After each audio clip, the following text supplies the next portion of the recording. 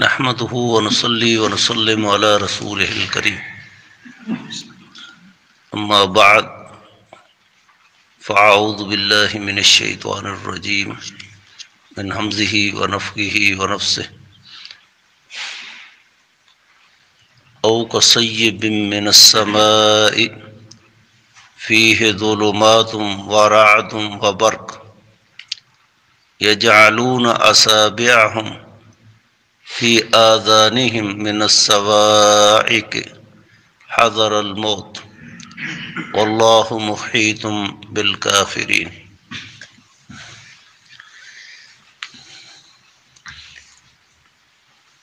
دلائل تین قسم کے ہوتے ہیں۔ پہلی دلیل نقلی ہوتی ہے، کتاب و سنت کی نصوص سے کوئی شے ثابت ہوتی ہے،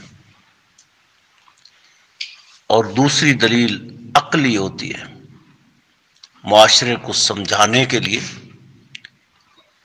انسان اپنی سوچ سمجھ کے ساتھ مختلف معاشرے کی مثالیں دے کر مخاطب کو سمجھانے کی کوشش کرتا ہے۔ اور تیسری دلیل جو ہے التزامی ہوتی ہے، جس کو ہم ناطقہ بند جواب کہتے ہیں، جس کے بعد کسی جواب کی ضرورت نہیں ہوتی۔ اللہ رب العزت نے یہاں تینوں قسم کے دلائل کا تذکرہ فرمایا اپنی کلام مجید کے اندر۔ نقلی دلائل بھی ذکر کیے، عقلی دلائل بھی ذکر کیے، اور التزامی دلائل بھی ذکر فرمائے۔ کبھی مثالیں دے کر بنو آدم کو سمجھانے کی کوشش کی،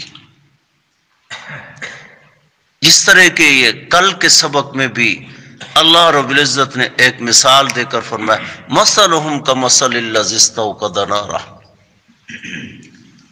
آج کے دن بھی ایک اور مثال ذکر فرمائی، او کصیب من السماء، او یا پھر کصیب اس بارش کی طرح من السماء جو آسمان سے نازل ہوتی ہے، فیہ ظلمات اس میں اندھیرے بھی ہوتے ہیں، ورعد اور کڑک بھی ہوتی ہے، وبرق اور بجلی بھی چمکتی ہے۔ آپ نے دیکھا ہوگا جب بادل آتے ہیں، چھا جاتے ہیں، کبھی کبھی وہ ان کے اندر کڑک پیدا ہوتی ہے، اس کے اندر بجلی بھی پیدا ہوتی ہے، بجلی بھی چمکتی ہے، کڑک بھی پیدا ہوتی ہے، اور بعض دفعہ سا بادل کی صورت میں اندھیرا دن کے وقت چھا جاتا ہے۔ یجعلون اصابعهم فی آذانہم، منافق کیا کرتے ہیں کہ جب بجلی چمکتی ہے، آسمان سے کڑک پیدا ہوتی ہے، اس وقت انسان کیا کرتا ہے؟ اپنے کانوں کے اندر یہ انگلیاں ڈال لیتا ہے، من الصواعق، اس کڑک سے بچنے کے لیے، حذر الموت، موت کے ڈر سے کہ کہیں انسان کی موت واقع نہ ہو جائے۔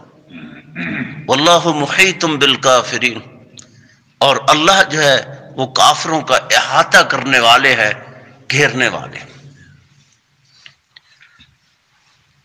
مثالیں بیان کرنے کا کوئی مقصد تھا نا۔ اللہ رب العزت نے کلام مجید میں ارشاد فرمایا تلک الامثال نضربها للناس لعلهم يتفکرون۔ یہ جو ہم مثالیں بیان کرتے ہیں لوگوں کے لیے، لعلهم يتفکرون، ہو سکتا ہے کوئی سمجھ بوجھ پیدا کرے، ہو سکتا ہے ان مثالوں کو اپنے دماغوں کے اندر جگہ دے کر بٹھا کر اپنی اصلاح اور تربیت کی کوئی کوشش کرے، ہو سکتا ہے ان مثالوں پہ کوئی غور و فکر کرے، تدبر تفکر کرے۔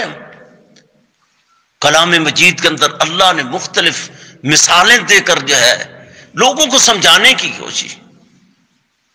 کبھی اللہ رب العزت نے کہا تلک الامثال نضربها للناس وما يعقلها الا العالمون۔ یہ جو مثالیں ہم لوگوں کے لیے بیان کرتے ہیں، ان مثالوں کو سمجھنے کے لیے در حقیقت علماء ہی سمجھ سکتے ہیں، عالم ہی سمجھ سکتا ہے میرے اللہ نے یہ مثال کیوں ذکر فرمائی. اور اللہ نے چھوٹی چھوٹی مثالیں بیان فرمائی، بڑی چیزوں کا بھی تذکرہ فرمایا.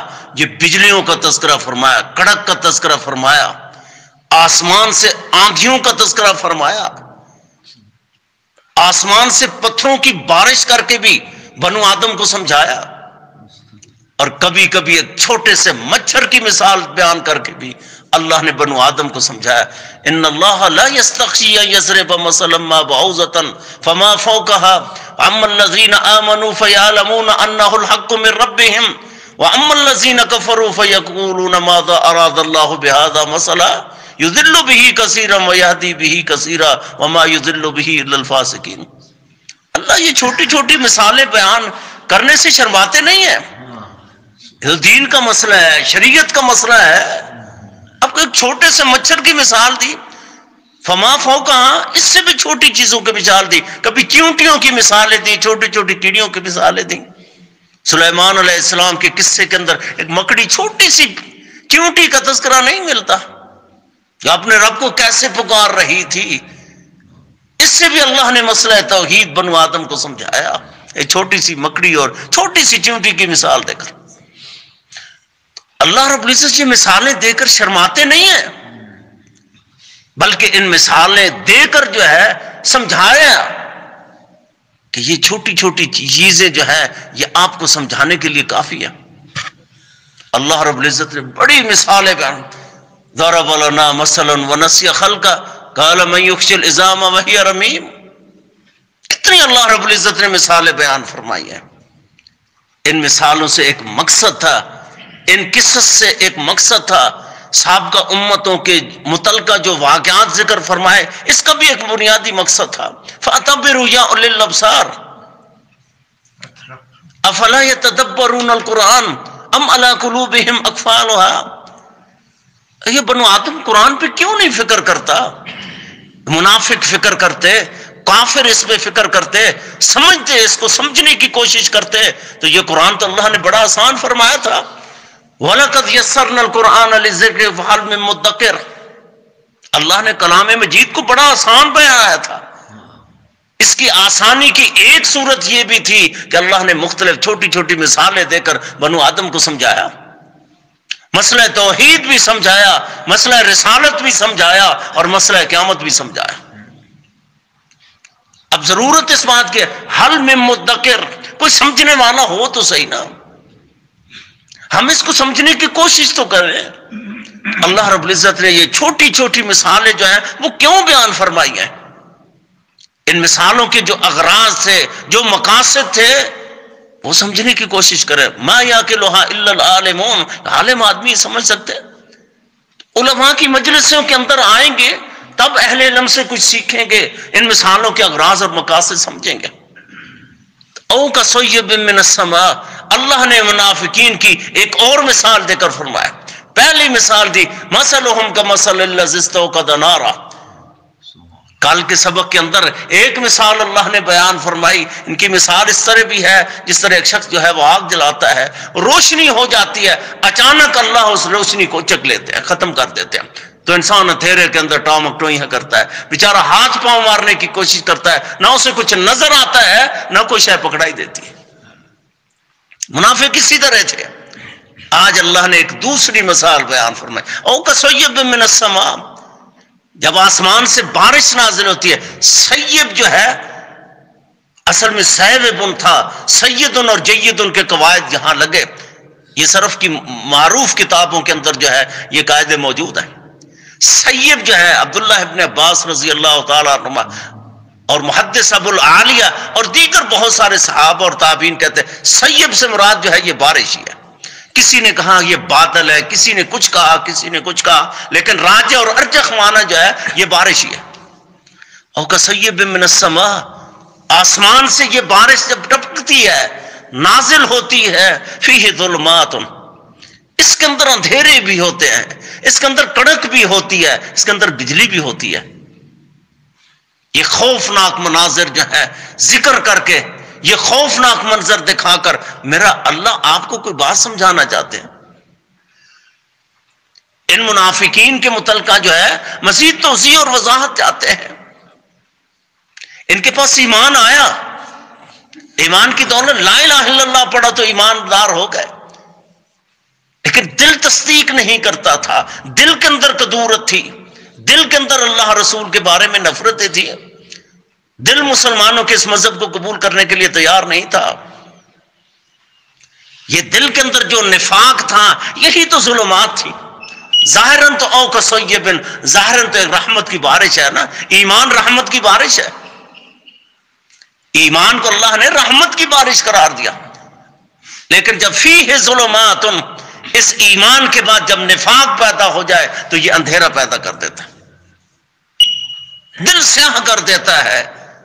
پھر اس نفاق کی وجہ سے جو ہے یہ کدورتیں بھی پیدا ہوتی ہیں اور دیگر بہت ساری بیماریاں پیدا ہوتی ہیں. آئیے نبی رحمت صلی اللہ علیہ وسلم نے اس بیماری کا ایک علاج یہ بھی بتایا. صحیح بخاری کے اندر حدیث آتی ہے، لَتُسَوُّنَّ صُفُوفَكُمْ أَوْ لَا يُخَالِفَنَّ اللَّهُ بَيْنَ وُجُوهِكُمْ. یہ اپنی صفوں کو سیدھا کرو، پاؤں کے ساتھ پاؤں ملا کر، کندھے کے ساتھ کندھا ملا کر کھڑے ہو جاؤ. اس کے اندر بھی اللہ نے ایک حکمت رکھی تھی، لَتُسَوُّنَّ صُفُوفَكُمْ أَوْ لَا يُخَالِفَنَّ اللَّهُ بَيْنَ وُجُوهِكُمْ. اگر تم اس طرح نہیں کرو گے، اللہ کی بارگاہ میں کھڑے ہوتے، اگر پاؤں کے ساتھ پاؤں، ٹخنے کے ساتھ ٹخنا اور کندھے کے ساتھ کندھا نہیں ملاؤ گے تو پھر نتیجہ کیا نکلے گا؟ اس کا رزلٹ کیا نکلے گا؟ او لا یخالفن اللہ بین وجوہکم، اللہ تمہارے دلوں کے اندر ایک ایسی بیماریاں پیدا کر دیں گی، تم کبھی بھی آپس کے اندر نہیں مل سکتے اور یہ بیماریاں کبھی ختم نہیں ہو سکتی. آج یہ حسد ہے، یہ کینہ ہے، یہ بغض ہے، یہ بیماریاں کیوں پیدا ہو رہی ہیں؟ صرف اسی وجہ سے پیدا ہو رہی ہیں، ہم نے اللہ کے پیغمبر کی سنت کو ترک کر دیا. جو سنت جو ہے ان بیماریوں کا علاج اور معالج بن کر آئی تھی، جب ہم نے اس علاج کو ختم کر دیا، اس معالجے کو ہی ختم کر دیا، اس دوا کو ہی ختم کر دیا، تو میرے بھائی یہ بیماریاں کیسے ختم ہوگی؟ کوئی بیماری ایسی نہیں، چاہے نفاق کی بیماری ہو، چاہے کفر کی بیماری ہو، چاہے شرک کی بیماری ہو، چاہے بدعات کی بیماری ہو، جسمانی بیماریاں ہو یا روحانی بیماری ہو. ما انزل اللہ بہ داء الا انزل له شفاء من علمہ فقد علمہ ومن جہلہ فقد جہلہ. صحیح بخاری کی حدیث ہے. اللہ نے آسمان سے جو بھی نازل کیا، جتنی بھی بیماریاں نازل کی آسمان سے، اللہ نے ان کا علاج بھی آسمان سے نازل کیا. یہ قرآن جو ہے ان بیماریوں کو ختم کرنے کے لیے آیا تھا. دنیا کی کوئی بیماری ایسی نہیں ہے، کفر کی بیماری ہو، نفاق، شرک، بدعات کی بیماری، خرافات کی بیماری ہو، دنیا کی کوئی بیماری ہو، چاہے جسمانی بیماری ہو، روحانی بیماری ہو، اللہ نے اس کلام مجید کو اندر شفا بنا کر بھیجا. اس کو پڑھنے کا حل میں مدکر کوئی غور و فکر تو کرے، کوئی سوچ بچار تو کرے نا. افلا یتدبرون القرآن، کیا یہ لوگ جو ہیں یہ قرآن مجید پہ غور و فکر نہیں کرتے، تدبر نہیں کرتے؟ ام علی قلوبہم اقفالھا، یا ان کے دلوں پہ تالے لگ چکے ہیں، یہ قرآن نہیں سمجھتے؟ یہ منافق لوگ ہیں جن کے دلوں پہ تالے لگ چکے ہیں. ختم اللہ علی قلوبہم، اللہ نے ان کے دلوں پہ مہرے لگا دی. وعلی سمعہم، ان کے کانوں پہ مہرے لگا دی ہیں، ان کے کان بند ہو چکے ہیں، کوئی خیر کی بات سننے کے لیے تیار نہیں. حالانکہ کان تو جو تھے یہ تو جانوروں کے بھی ہیں. کیا جانوروں کے کان نہیں ہیں؟ جانوروں کی زبانیں نہیں ہیں؟ سب کچھ موجود ہے. وَلَهُمْ آذَانٌ لَا يَسْمَعُونَ بِهَا وَلَهُمْ أَعْيُنٌ لَا يُبْصِرُونَ بِهَا. ان کی آنکھیں ہیں لیکن خیر دیکھتے نہیں ہیں، ان کے کان ہیں لیکن حق سننے کے لیے تیار نہیں. اولئک کالانعام، یہ تو ڈنگر ہے، بل ہم اضل، بلکہ ان سے بھی بدتر ہیں. او کصیب من السماء، یہ رحمت کی بارش کا نزول ہوتا ہے، یہ ایمان کی بارش ہے. اور جب اس کے اندر ظلمات، یہ نفاق پیدا ہوتا ہے تو یہ اندھیرا پیدا کر دیتا ہے. جب یہ کفر پیدا ہوتا ہے، نفاق کی بیماری پیدا ہوتی ہے، اس میں کڑک پیدا ہو جاتی ہے اور اس میں بجلی چمک کر کے اس ایمان کو تباہ و برباد کر دیتی ہے. یجعلون اصابعهم فی آذانہم، جب یہ کڑک پیدا ہوتی ہے، بجلی چمکتی ہے، ڈر اور خوف کی وجہ سے یہ کیا کرتے ہیں؟ اپنے کانوں کے اندر انگلیاں ڈال لیتے ہیں تاکہ ہم مر نہ جائیں. کیا کانوں کے اندر انگلیاں ڈالنے سے موت دور ہو جائے گی؟ موت کوئی اور راستہ اختیار کرے گی؟ نہیں. اگر کبوتر جو ہے وہ اپنی آنکھیں بند کر لے تو کیا بلی سے بچ جائے گا؟ نہیں. اس کی آنکھیں بند کرنے سے تو یہ ڈر ختم نہیں ہوگا، زندگی نہیں بچ سکتی. کانوں کے اندر آپ انگلیاں ڈالیں گے تو اوپر سے بجلی نہیں برسے گی؟ بجلی تو برسے گی. یہ کڑک پیدا ہوگی، یا آسمان سے پتھروں کا نزول ہوگا، یا آسمان سے پتھروں کا نزول ہوگا، یا آسمان سے اندھیریاں بھی آئیں گی اور زوردار بارشیں بھی آئیں گی، پتھر بھی برسیں گے، بجلیاں بھی چمکے گی. جب تک ہم اپنے دل کے اندر اللہ کا ڈر اور خوف پیدا نہیں کرتے، آزمائشیں آئیں گی. یجعلون اصابعهم فی آذانہم، یہ کانوں کے اندر انگلیاں ڈال کر سمجھتے تھے ہم موت سے بچ جائیں گے، یہ اس کڑک سے بچ جائیں گے. یہ نہیں بچ سکتے. وَلَوْ كُنْتُمْ فِي بُرُوجٍ مُشَيَّدَةٍ، اگر تم ایسے محلات کے اندر ہی کیوں نہ ہو، شیشے کیوں ہر طرف سے بند ہوں، آپ وہاں بیٹھ کے موت سے بچنے کے لیے کوشش کریں گے، آپ موت سے نہیں بچ سکتے. کل نفس ذائقۃ الموت، ہر ایک چیز نے موت کا ذائقہ چکھنا ہی چکھنا ہے. جتنا مرضی موت سے آپ بھاگنے کی کوشش کریں، وَلَوْ كُنْتُمْ فِي بُرُوجٍ مُشَيَّدَةٍ، آپ بل پروف چیزوں کے اندر ہی کیوں نہ ہو، تب بھی آپ اس سے نہیں بچ سکتے. وَاللَّهُ مُحِيطٌ بِالْكَافِرِينَ، اللہ تو احاطہ کرنے والے، کافروں کا احاطہ کرنے والے. کافر اللہ کی گرفت سے کیسے باہر چلے جائیں گے؟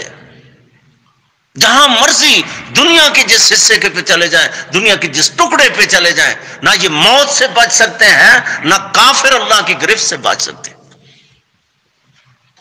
اس گرفت سے بچنے کا واحد راستہ کیا ہے؟ اس قرآن مجید پہ ایمان لیا جائے. یضل بہ کثیرا ویہدی بہ کثیرا، اسی قرآن کو پڑھ کر بہت سے لوگ گمراہ ہو گئے. مرزا قادیانی جو ہے اسی قرآن کو پڑھ کے گمراہ ہوگا. اپنی جھوٹی نبوت پہ قرآن کی 30 آیتیں پیش کی، قرآن تو سچا تھا، اس کا جھوٹا مفہوم بنا دیا. اسی قرآن کو پڑھ کے گمراہ ہوگا. آج منکرین حدیث جو ہیں، کتنے لوگ ہیں جو ہمارے میڈیا پہ مذہبی سکالر کے نام سے آتے ہیں اور دنیا کو گمراہ کر رہے ہیں، دنیا کی تباہی اور بربادی کا اظہار، دنیا کو تباہی اور بربادی کے دہانے کی طرف لے رہا ہے، تباہی اور بربادی کے گڑھے میں پھینکنے کی کوشش کر رہے ہیں.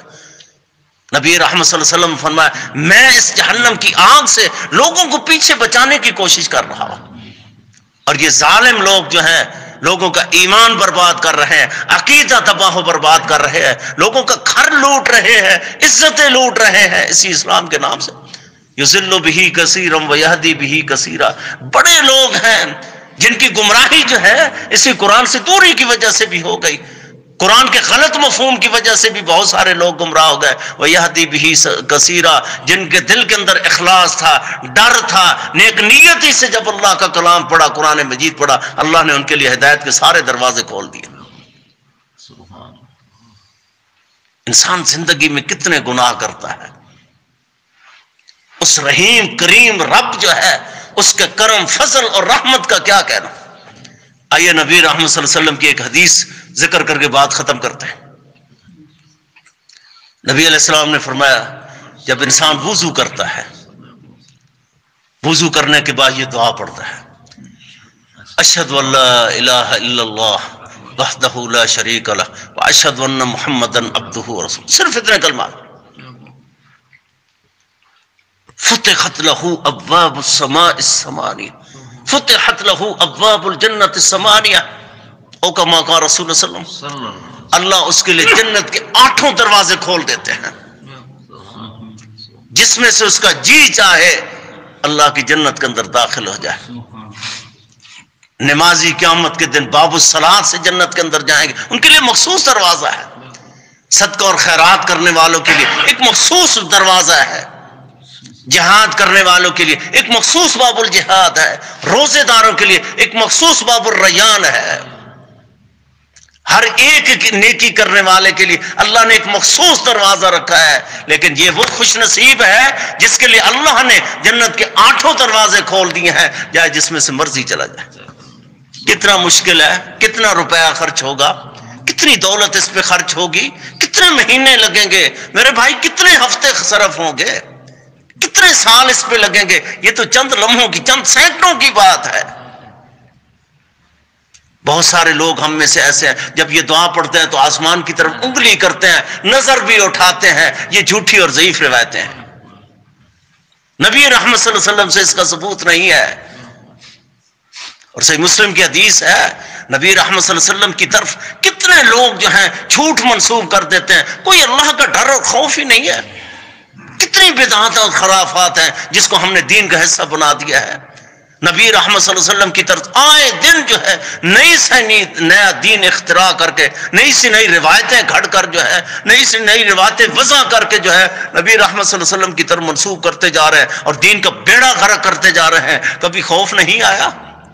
علی رضی اللہ تعالی عنہ دیکھیں، صحیح مسلم کی حدیث ہے، دیگر کے کتب حدیث کے اندر یہ روایت آتی ہے، بلکہ صحیح بخاری کے اندر بھی یہ روایت آتی ہے. علی فرماتے ہیں اگر میرے اوپر 7 آسمان ٹوٹ پڑے میں یہ برداشت کر لوں گا. حالانکہ برداشت کوئی نہیں کر سکتا. 7 آسمان کوئی تھوڑے ہیں، کوئی چھوٹا وزن ہے. یہ منوں کے حساب سے نہیں ہے، یہ ٹنوں کے حساب سے بھی نہیں ہے. 7 آسمان اگر میرے اوپر گر پڑے نا، ٹوٹ پڑے، میں یہ تو برداشت کریں گا. حالانکہ یہ برداشت کوئی نہیں کر سکتا، لیکن میں یہ نہیں برداشت کر سکتا کہ اللہ کے پیغمبر کی طرف کوئی جھوٹی روایت منسوب کرا. یہ خوف خدا ہے، یہ شان اہل بیت ہے، یہ نبی کریم صلی اللہ علیہ وسلم کے تربیت یافتہ لوگوں کے نتائج ہیں. اس عظیم تربیت کا یہ ثمرہ اور نتیجہ ہے. آئیں دیکھیں صحابہ کیا کہہ رہے ہیں. آج اسی نبی کا ہم نے بھی کلمہ پڑھا، اسی قرآن کو ہم بھی پڑھ رہے ہیں، اسی قرآن کے ماننے والے ہم بھی ہیں، اسی قبلے کی طرف ہم بھی منہ کر کے نمازیں پڑھتے ہیں، اسی خدا کو ہم بھی مانتے ہیں جس خدا کو اللہ کے پیغمبر کے صحابہ نے مانا. اسی کی طرف وہ بھی قبلے کی طرف منہ کر کے نمازیں پڑھتے. یہی قرآن ان کے پاس تھا، اللہ کے پیغمبر کی یہی حدیثیں ان کے پاس بھی تھی. پھر کیا فرق تھا ہمارے اور ان کے اندر؟ فرق صرف اتنا تھا، وہ جو بات اللہ کے پیغمبر کی زبان اقدس سے سن لیتے، لسان نبوت سے سن لیتے، فوراً کہتے آمنا وصدقنا، ہم اس پر ایمان لیا اور ہم نے تصدیق کر، فوراً عمل پیرا ہو جاتے. اور آج ہم جب حدیثیں سنتے ہیں اس میں 20 دفعہ سوچتے رہتے ہیں، برادری کیا کہے گی، فلانا کیا کہے گا، معاشرہ کیا کہے گا، گھر والے کیا کریں گے، رشتہ دار کیا کہیں گے. یہ ساری باتیں سوچتے سوچتے جائے اس حدیث سے عمل سے دور ہو جاتے ہیں. یہ فرق ہے ہمارے اور ان کے اندر. وہ کامیاب ہو گئے، ہم برباد ہو گئے. آئے اگر ہم بھی کامیابی اور کامرانی چاہتے ہیں، فَإِنْ آمَنُوا بِمِثْلِ مَا آمَنْتُمْ بِهِ فَقَدْ اهْتَدَوْا، آئے اس آیت مبارکہ کا مصداق بننے کی کوشش کریں. ایمان، عقیدہ، سب کچھ معاملات اللہ کے پیغمبر کے صحابہ کی طرح بنا لیں. وہ بھی کامیاب تھے، ہم بھی کامیاب ہو سکتے ہیں. مولا کریم سے دعا ہے اللہ رب العزت مجھے اور آپ کو کما حق ہو اس پہ عمل کی توفیق نصیب فرمائے. نفاق جیسی بربادی سے اور نفاق جیسے گناہ سے ہمیں محفوظ فرمائے. زندہ رکھے توحید و سنت پہ. اللہ موت نصیب فرمائے کہ توحید و سنت پہ. سبحانک اللہم ربنا و بحمدک.